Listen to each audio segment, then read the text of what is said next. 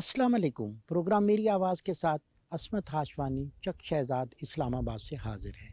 नाज़रीन, मैं एक ऐसे इंस्टीट्यूट में हूँ, यहाँ पे पाकिस्तान एग्रीकल्चर रिसर्च काउंसिल भी काम करती है, दीगर इदारे भी हैं, वो सब रिसर्च करते हैं क्योंकि पाकिस्तान जो एक देही इलाके में बहुत ज़्यादा आबादी है, ज़री मुल्क है, लेकिन ज़री अजनास की हमारे पास कमी भी बाज़ औक़ात हो जाती है और महंगाई में भी इजाफ़ा होता है। तो यहाँ से ज़री काउंसिल जो है वो मुख्तलिफ़ अजनास पे रिसर्च करती है, उसकी क्वालिटी बढ़ाती है, उसकी क्वांटिटी बढ़ाती है।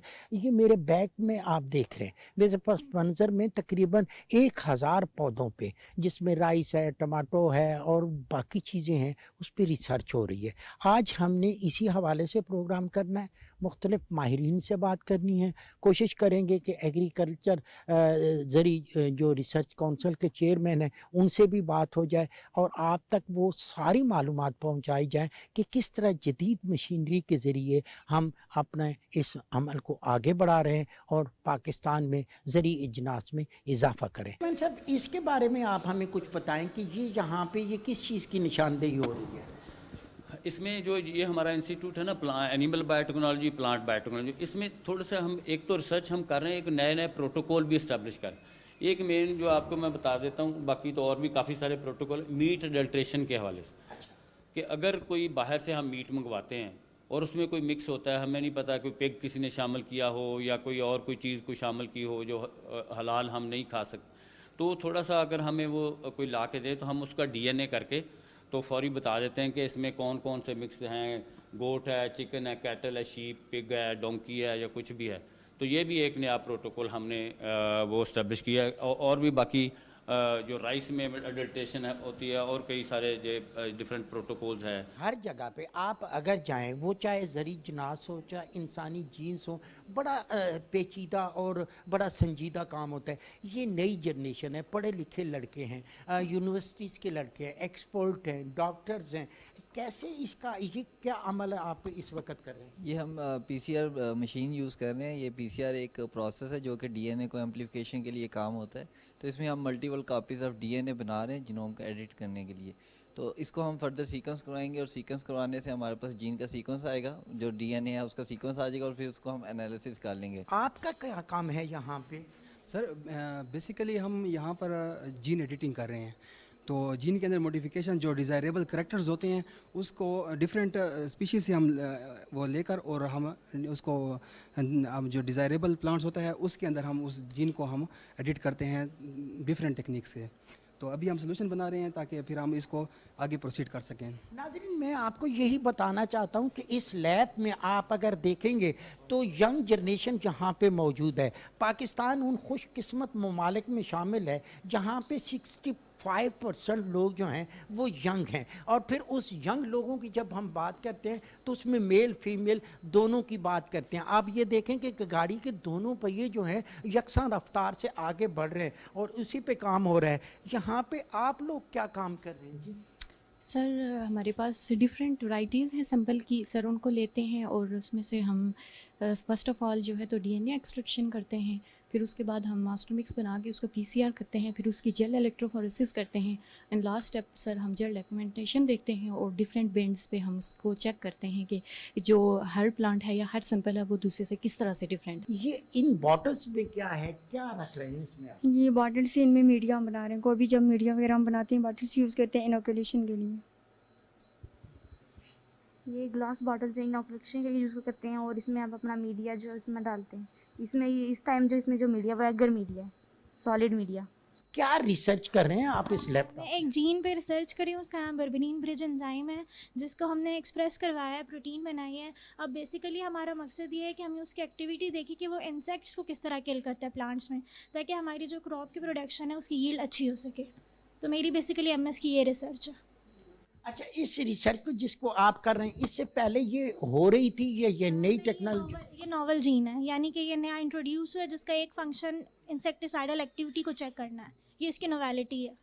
यानी जो आप अपनी इस लैब में काम करते हैं तो इसका चेकअप के लिए फिर आपके पास दूसरा एक कोई डिपार्टमेंट है या यहीं से फाइनल होकर? फिलहाल तो यहीं पे हो रहा है, आगे नेक्स्ट प्रोसीजर जो होगा वो आगे सीक्वेंसिंग के लिए हम दूसरी लैब्स में भेजते हैं उसको, NGS वगैरह में। मैम आपके पास कितना अमला है इस लैब में, और फिर ये किस तरह की इनके पास एजुकेशन होती है? ये भी एग्रीकल्चर के क्वालिफाइड लोग हैं? यहाँ पे हमारे पास बहुत सी यूनिवर्सिटी से PhD के स्टूडेंट, MPhil के स्टूडेंट और BS के स्टूडेंट, बेसिकली जो काम है वो बायोटेक्नोलॉजी का है।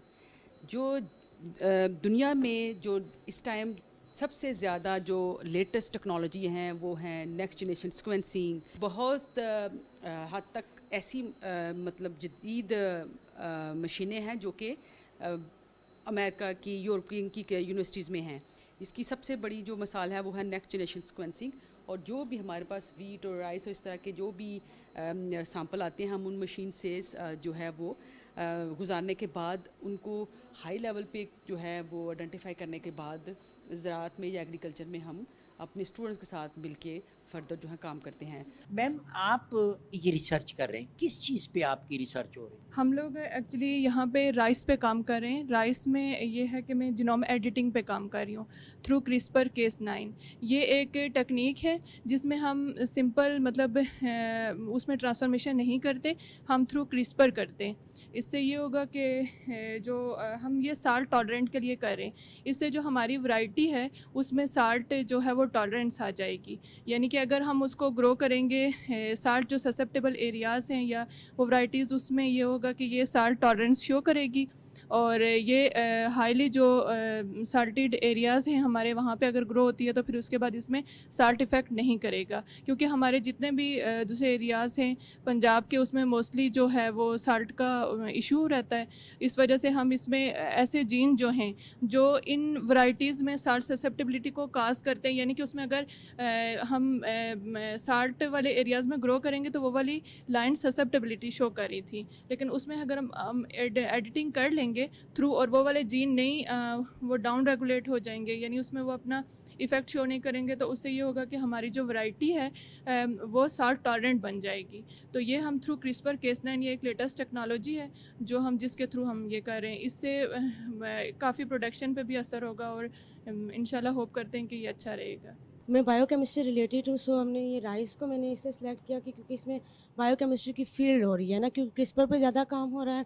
और साथ में हमने क्या करना, मैं बेसिकली प्रोटोकॉल ऑप्टिमाइजेशन पे काम कर रही हूँ थ्रू CRISPR-Cas9, जिसमें मैंने ये करनी है कि राइस की टिश्यू कल्चरिंग करनी है। देन मैंने इसकी callus induction, regeneration and transformation through CRISPR-Cas9 और डिफरेंट स्टेप्स मुझे मैम सिखा रही हैं कि कैसे आप लोग ने इसको एंड तक मैंने लेके जाना है। ये यहाँ पे जब हम इस लैब में खड़े हुए हैं तो ये प्लांट टिश्यू कल्चर की लैब है और इसमें मोस्टली हम 2 क्रॉप्स पे काम कर रहे हैं, एक तो बनाना है और पोटैटो है। मकसद ये है कि वायरस फ्री प्लांट्स हम पहले बनाते हैं और फिर उनको जैसे एक एक करके मैं बता देता हूँ कि बनाना के लिए जैसे हमारे बंची टॉप की है या बाकी पनामा विल्ट की है, और दूसरा ये है कि हमें हाई यील्डिंग वैरायटीज़ भी चाहिए। तो बनाना में तो हम ये दोनों काम कर रहे हैं कि एक तो वायरस फ्री प्लांट्स बनाते हैं, दूसरी हमने हाई यील्डिंग वैरायटीज़ डेवलप की हैं थ्रू टिश्यू कल्चर, जो कि बड़ी अडाप्टेबल हैं। सिंध में बहुत ज़्यादा उसकी डिमांड भी है और वो वैरायटीज़ जो हैं वो एक्सपोर्टेबल हैं। और अल्लाह ताला का शुक्र है कि जो हमने प्लांट्स दिए और उनकी जो प्रोड्यूस आ रही है तो वो अब एक्सपोर्ट मार्केट में जा रही है। वजह उसकी ये थी कि उसका साइज़ बड़ा अच्छा था, प्रोडक्शन ज़्यादा है और उसकी शेल्फ़ लाइफ ज़्यादा है ताकि वो एक्सपोर्ट हो सके। इसी तरह हम पोटैटो के लिए, जिस तरह अभी तक हमारा टोटली इंपोर्ट पे हम डिपेंड कर रहे थे, तो यहाँ पे हमने लोकली पोटैटो सीड प्रोडक्शन शुरू कर दिया है और फार्मर्स को देना भी शुरू कर दिया है। होता ये है कि हम पहले वायरस फ्री प्लांट्स बनाते हैं, उनको फिर हम एरोपोनिक्स फैसिलिटी से G0 जिसको हम न्यूक्लियर सीड कहते हैं वो बनाते हैं, फिर उसको मल्टीप्लाई करके सीड सर्टिफिकेशन से उसको सर्टिफिकेट कर लेके क्लियरेंस, तो वो हम फार्मर्स को दे रहे हैं।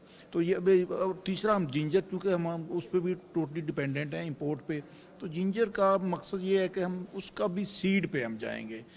आगे जो कमर्शियल प्रोडक्शन है वो फार्मर्स ही करेंगे, लेकिन यहाँ पे हम उसका सीड प्रोडक्शन पे जाएंगे जिंजर के लिए भी। ये डॉक्टर साहब आप जिस प्रोसेस पे काम करें इसके बारे में कुछ डिटेल बताइएगा। ये हम बेसिकली यहाँ पे इसकी रिकल्चरिंग कर रही हैं। पोटैटो को पहले हमने मेरिस्टेम के थ्रू एक्सरसाइज कर ली है, इसके कल्चर्स हमने इनिशिएट कर लिए हैं। इनिशिएट करने के बाद जब वो 1 मंथ मैच्योर हो जाते हैं उसके बाद हम इसकी रिकल्चरिंग करते हैं आफ्टर एवरी 15 डेज़। और ये अभी आप जो देख रहे हैं प्रोसेस, इसमें हम सिंपल रिकल्चरिंग इसकी कर रहे हैं और फिर हम कल्चर इसको मेंटेन करते रहते हैं और फिर हम इसको ग्रोथ कंडीशंस 22 से 25 जो है वो हम उसमें रख देते हैं। डॉक्टर काजम साहब, एक ख़ास इन्वायरमेंट में ये सब चीज़ें बढ़ी हैं, इसके बारे में कुछ थोड़ा सा डिटेल से। प्लांट्स को जैसे नेचुरल कंडीशन में एक लाइट और टेम्परेचर चाहिए होता है, यहाँ पे हम आर्टिफिशियली उसको 3500 लक्स लाइट दे रहे हैं और 26+-1 टेम्परेचर दे रहे हैं। और इसमें प्लांट के अंदर मीडिया है और बाकी इसको लाइट्स ये आर्टिफिशियल यहाँ से मिल रही हैं, तो ये प्लांट हेल्दी है और ऐसे एसेप्टिक कंडीशन में ये ग्रो कर रहा है। तो आजम साहब, इसमें किस तरह के प्लांट पड़े हुए हैं? ज़्यादातर किस चीज़ के प्लांट हैं? ये मुख्तलिफ हैं? ये प्लांट जो आप देख रहे हैं ये जिंजर का है। और ये फर्स्ट टाइम हम टिश्यू कल्चर इसको सक्सेसफुली हमने किया है। और ये जिंजर भी हमारा ये मकसद है कि जिस तरह हम इंपोर्ट हमारी सारी जिंजर होती है तो हम अपना सीड प्रोड्यूस कर सकें। तो पहले ये हॉलैंड से हो रहा था? मुख्तलिफ कंट्री से, थाईलैंड से आता है, चाइना से आता है और मुख्तलिफ कंट्री से मतलब इम्पोर्ट हो रहा था। अभी हम अपनी प्रोडक्शन पाकिस्तान में शुरू होगी। तो हम पहली मरतबा ये कर ये टिश्यू कल्चर का सक्सेसफुली पहली दफ़ा ही पाकिस्तान में हुआ है और अभी तो फील्ड में भी सक्सेसफुली हार्वेस्ट होना शुरू हो गया है। रिजल्ट इसके कैसे? रिजल्ट इसके माशाल्लाह बहुत अच्छे हैं। लोगों ने 2.5 kg पर एक प्लांट से इसकी हार्वेस्ट की। इसके अलावा हमारे पास ये बनाना, ये पोटैटो का है।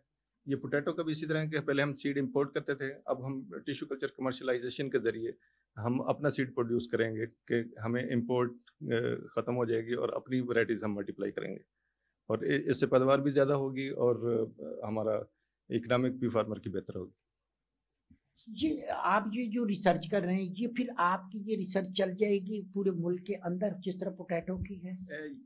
यस, ये पोटैटो हमारा बड़ा सक्सेसफुली कल्टीवेट हो रहा है। हम गिलगित में इसका सीड प्रोड्यूस कर रहे हैं, यहाँ पे कर रहे हैं और इसको हमें अभी एरोपोनिक हमें नई टेक्नोलॉजी इंट्रोड्यूस कराई है, उसके ज़रिए भी हम प्रोड्यूस कर रहे हैं कि more than 300,000 plants we have produce. नई रिसर्च आप करते हैं, उसका उस हवाले से लिटरेचर होता है जो फिर आप कौंसल की तरफ से सूबों को भेजते हैं या दीगर इलाकों में या किसानों को, मुतल्लिका लोगों को? जी सर, हमारे ये जितने साइंसदान हैं जो यहाँ काम करते हैं बहुत अच्छे तरीके से वो जो काम कर रहे हैं उसको लिटरेचर की शक्ल में लाते हैं और लिटरेचर को फिर हम पूरे मुल्क में किसानों तक को पहुँचाते हैं ताकि उसके मुताबिक वो अपनी रहनुमाई। और बाहर के ममालिक से जो भी आते हैं, वफद आते हैं, उनको हम उसके मुताबिक पूरा उनको इसके मुताबिक जो है ना हम पैगाम देते हैं। चेयरमैन साहब, हम इंटरेस्टेड हैं इस मशीन में कि पाकिस्तान में कहीं और भी ये लगी हुई है मशीन या वाहिद यहाँ पे है? इसके अलावा कहाँ पे है? और तरक्की याफ्ता ममालिक में ये मशीन तो होगी, लेकिन हमारे इस खिते में और ये कब से लगी है? कॉस्टली भी होगी? ये एक तकरीबन 1 साल हो गया। ये इसको हम कहते हैं नेक्स्ट जनरेशन सिस्टम सीक्वेंसर। और ये चाइना से जो BGI एक वो उनका वो है जो अदारा जिन्होंने वो बनाई और वो इसको आगे लेके वो चल रहे हैं। तो साउथ एशिया में, चाइना में तो है और पाकिस्तान में ये पहली मशीन है जो इतनी कैपेसिटी है कि हम 12 से 16 घंटे में अगर 96 सैंपल्स इसमें डालें तो 12 से 16 घंटे में वो पूरा का पूरा होल जो मैंने आपके पीछे लैब दिखाई थी वहाँ पे इसका फिर हम सारा एनालिसिस कर लेते हैं। कॉस्टली है, तकरीबन ये 20 करोड़ की मशीन है जो यहाँ पे। और जो पर्पज़ ओवरऑल यही है कि एक तो पूरे पाकिस्तान के बाकी जो साइंटिस्ट या रिसर्चर या यूनिवर्सिटीज़ के लोग हैं वो भी इससे फ़ायदा उठाएंगे कि वो भी कोई भी हमसे वो DNA करवाना चाहे तो हम ये वो करके वो देंगे। और दूसरे जो कोई अगर अदर देन जो इंस्टीट्यूशंस हैं, हमारा जो हमने आगे लेके जाने वैरायटी डेवलपमेंट की तरफ लेके जाना है तो फिर भी हम इसको इस्तेमाल करके वैरायटीज़ की तरफ लेके जाएंगे। बेहतरी कितनी हो गई इस सिस्टम के लगाने से? ये system basically disease free seed पैदा करने के लिए है। पोटैटो में सबसे बड़ा मसला ये है कि हमें वायरस फ्री सीड नहीं मिलता और इस सिस्टम में हम जो है तकरीबन कह लें कि आम अगर खेत में आलू लगाया जाए तो उससे 10 ट्यूबर बनते हैं और यहाँ हम 40 से लेके 50-60 ट्यूबर हासिल कर सकते हैं। और हमारा ये इस तरह के हमारा प्रोग्राम है कि 8 अगर ग्रीन हाउस बन जाए हमारे तो पूरे पाकिस्तान की रिक्वायरमेंट सीड की जो है हम आसानी से पूरी कर सकते हैं।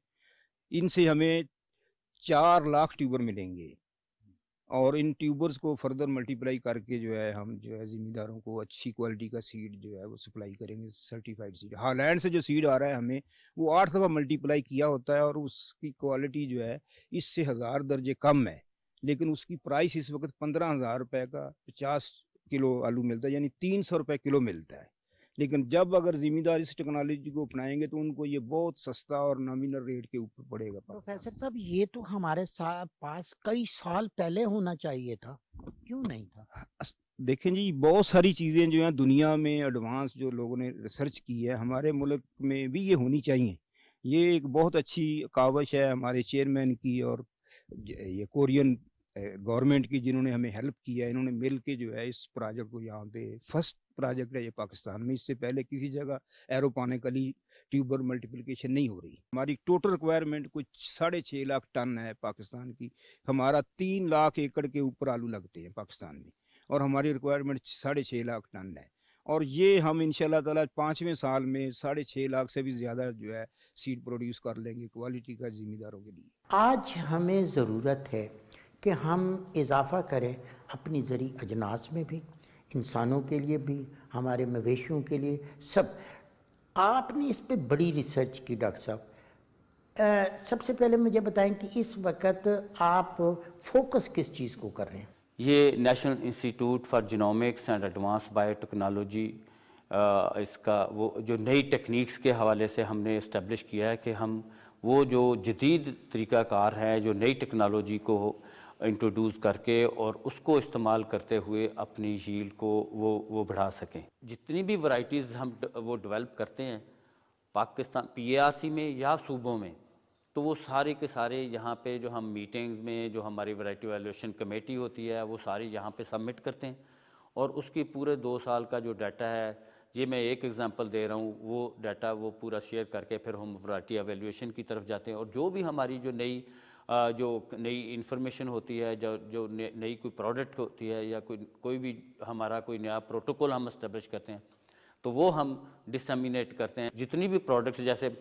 हम वीट की बात करते हैं, राइस की बात, अब राइस की वैरायटी जो हमने डेवलप की, इसको तकरीबन 12 डिफरेंट लोकेशन पूरे पाकिस्तान में हमने इसका टेस्ट किया। वीट का भी ऐसे ही करते हैं।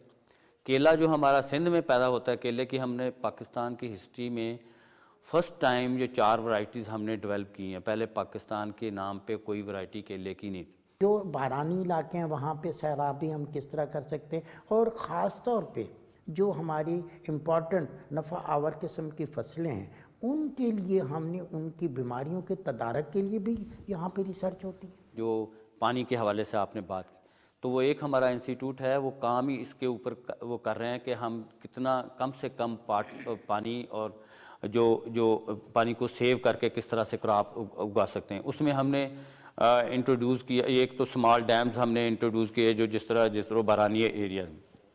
फिर ये है कि जो ड्रिप इरिगेशन सिस्टम है कि जितने भी ऑर्चर्ड्स हैं उनको हम जो ड्रिप इरिगेशन के साथ, और अभी नया एक वो जिसमें बहुत कम पानी लगता है, और नया जो RDA सिस्टम है रिस्पॉन्सिव वाटर के हवाले से वो है। और फिर तीसरी ये मैं एक बात कहूँ कि पिवट सिस्टम हमने इंट्रोड्यूस किए। जितने भी पानी को सेव करने के हवाले से हमने वो टेक्नोलॉजीज़ हमने इस्तेमाल की। हर रोज़ पता नहीं कितने क्यूसेक जो वाटर हम इसमें समंदर में ज़ाया कर रहे हैं। मेन इम्पॉर्टेंट बात यह है कि उसको स्टोर करने की ज़रूरत है। तकरीबन 8 मिलियन हेक्टेयर जो है ना ज़मीन हमारी ऐसी है कि जो पानी के ना होने की वजह से हम नहीं उगा सकते वहाँ पे कुछ चीज़, तो वो ज़रूरी है। अब पिछले देखा फ्लड में कितना पानी था, अगर हमारे पास रेजरवायर होते, हमारे पास कोई डैम होते, हमारे पास कोई स्टोरेज होता, तो उसको हम स्टोर कर बेशक 5 साल तक उस पानी को इस्तेमाल करते रहते। पूरे मुल्क का इस वक्त रिसर्च सेंटर ये है, हम अपने पास रिसोर्सेज भी रखते हैं, तो ये एक आपने तजावीज़ देनी होगी जिसमें आप एज ए चेयरमैन, आपकी पूरी टीम, जो आपके एक्सपर्ट होंगे, वो मुतलका इदारे को और फिर उसी के साथ साथ वजारत के साथ साथ हुकूमत को ये चीज़ें एक प्रपोज़ल की शक्ल में भेजेंगे कि हमारी ये ज़रूरत है, इतनी फंडिंग की ज़रूरत है, या फिर इसको हम बेहतर कैसे कर। ये आपने अपनी सिफारिशात भेजी। बात तो मेनली ये है कि इम्प्लीमेंटेशन की है ना, कि कोई जो